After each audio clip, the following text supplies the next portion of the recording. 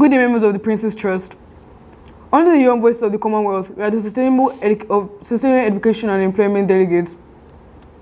Me and my colleagues have come together to present to you the issues of our country regarding sustainable education and employment and how we plan to prefer solution to further sustain the education and employment in our country, Nigeria.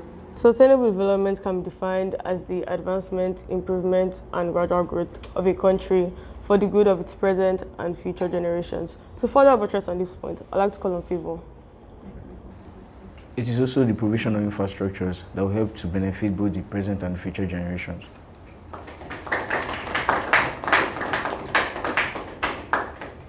Thank you, Favor. We would like to identify the issues in our country that contribute to sustainable education and employment.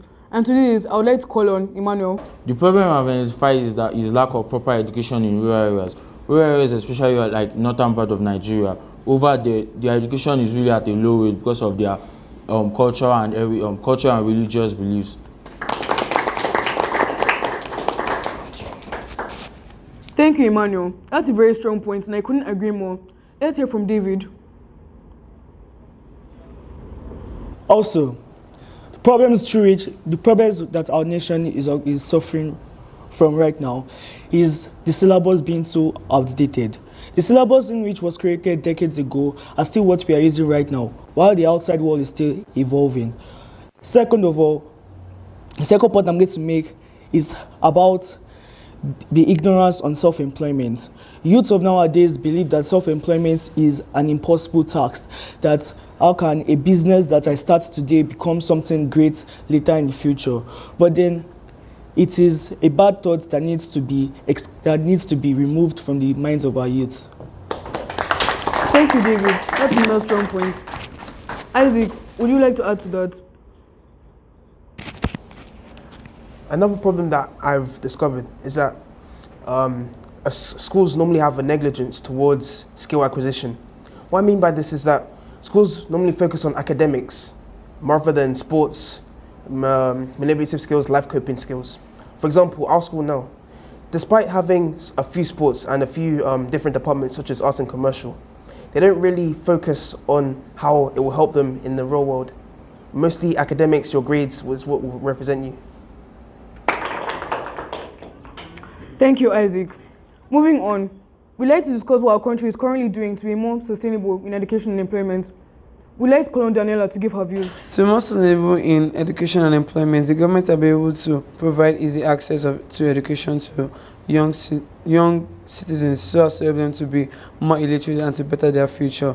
And thereby doing this, they reduce the rate of illiteracy in the community.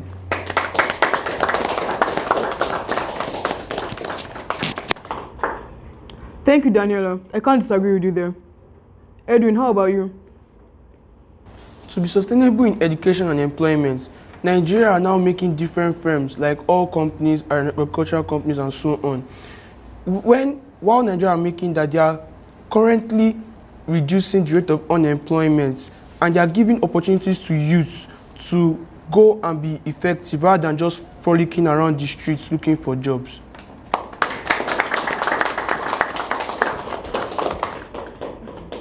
Thank you very much, Edwin.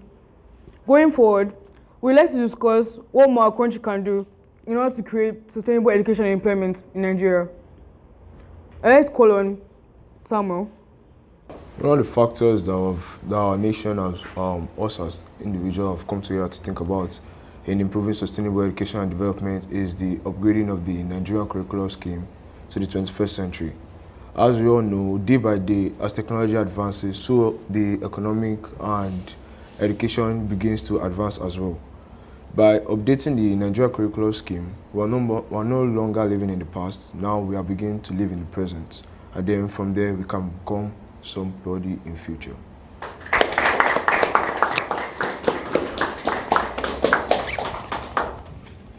Thank you, Samuel. That's a very solid point. Jessica, we'd like to hear you.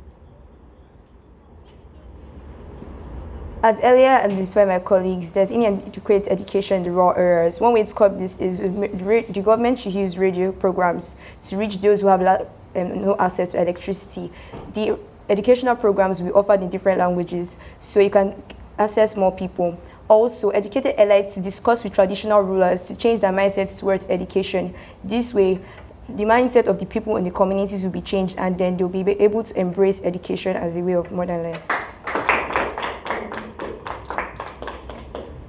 Thank you, Jessica. We'd also like to shed light on the solutions we have preferred for the education sector, and we think Sharon can help us understand that. To ensure sustainable employment, we need to establish job opportunities for the university graduates. So companies want experienced people, and that is not really fair on the newly graduates. So I recommend that universities should recommend their students to companies who will take them as interns to see their capacity. And if it reaches their standards, they can employ them, which will give them further experience for further job opportunities.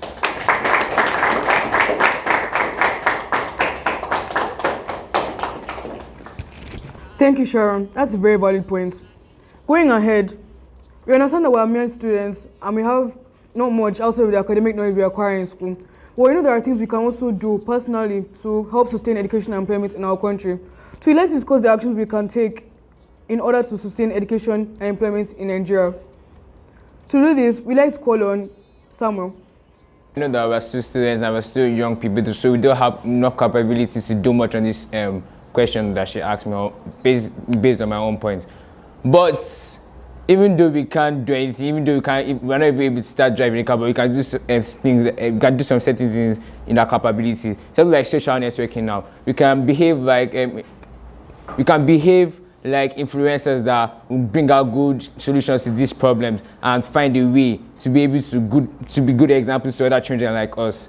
The another main problem that we keep on having, or that we seem to stop forgetting, is that we talk about the problems. We create programs like this on the problem. We never do the solutions. And author once said that if you keep on stressing on the problem without getting a solution or acting on your solution, then the problem becomes worse and there's no point. So us, as part of the young voices of the Commonwealth, we're coming here to say that you guys should try your best to be to work out these things that we're saying instead of just talking and then continuing and having another program next year, but there's no solution. Thank you.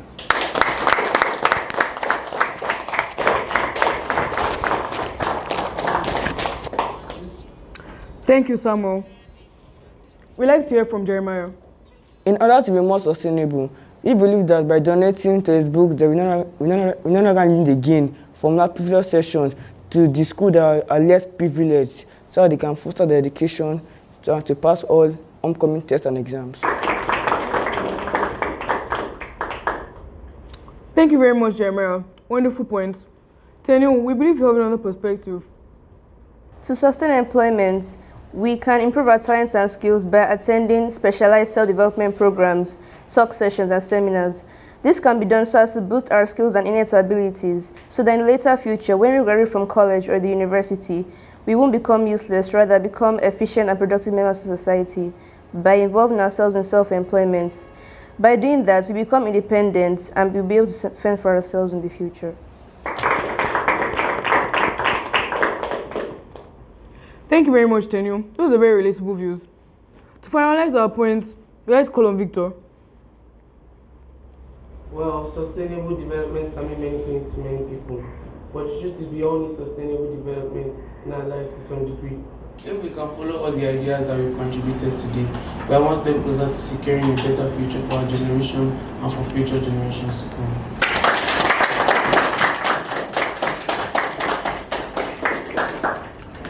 Thank you, Victor. We are sent to Ambassador's College, and under the young voice of the Commonwealth, we are the delegates of sustainable education and employment. We appreciate you, members of the Princess Trust, for listening to us so patiently. Thank you.